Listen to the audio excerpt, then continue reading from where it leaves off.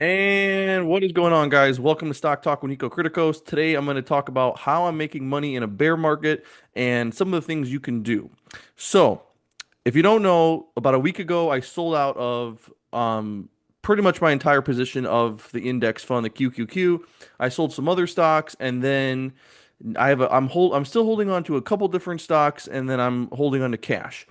But ever since I sold, I probably started selling, last week of October into the first week of November. And, then the last couple days, the market's been falling pretty consistently. And so I'm very happy I sold there. But the first thing you can do is now, just so you know, I'm not an options person. I've never liked options. I've messed around with them for, in the past before. I've been investing for 9 years now, and I'm not an options fan. So keep that in mind. I would rather buy these shares and, short the market, or pretty much I'm just investing in the inverse of some of these stocks. So first one I bought, as you can see, I didn't really get a chance to build this position out yet because as soon as I bought it, the market started falling. So I bought this. This is up just this week. It's up 17%.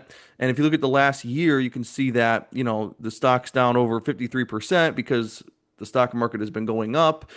So this one though, you need to be careful with this. I wouldn't use this as if you're playing. Don't hold this for like a year or longer. I would hold this for less than a year, and because it can decay and it can lose value. And I think even if the market is standing still, if the market is staying at the same price, this can still go down, I believe. So be careful with that. Again, though, I mean, right now, in my opinion, I felt comfortable buying this because I feel like the market is going to fall in the short term over the next couple months. So that's why I did that. Then the other thing I bought was the inverse Tesla, which let's see here. I believe it's TSLZ. Yeah, TSLZ. So I bought. Again, didn't really get to build it out much because as soon as I bought into these, all the stocks started falling. So inverse Tesla. The reason I bought this is not because I hate Tesla. I actually love Tesla. I I bought this stock back in 2019 and it was my number one stock. And I think it's a great company, but the valuation has been kind of stupid the past year or so. And at 450 or $460, it was way too overvalued. The stock deserves to get cut in half. It will get cut in half, I believe. And so I think we're headed there now. So I'm up 11% on this. I think this one will probably, I think I can at least double my money with this. I think this stock can go to 30, $40, I would say. Then the other one I bought, I bet against was Palantir. Pretty similar story. The valuation was just too high on Palantir. And I mean, you look at, just a couple days ago, it topped out at 207 and it's been falling since. It's all the way down to 169. That's a lot. So just in the last week, it's down 14%. Now this one, let me see if I believe, what is this one called? Is it this? No, it's not this. So let's see. What did I buy then? Here we go. Okay. So this is inverse Palantir.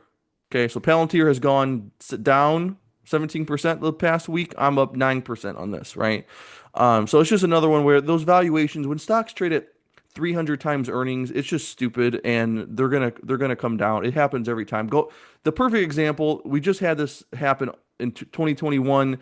Go look at Shopify, Block. There was a ton of, especially the Kathy Wood companies. Go look at those stocks and their valuation. Shopify traded at over 1,000 times earnings. So I don't know.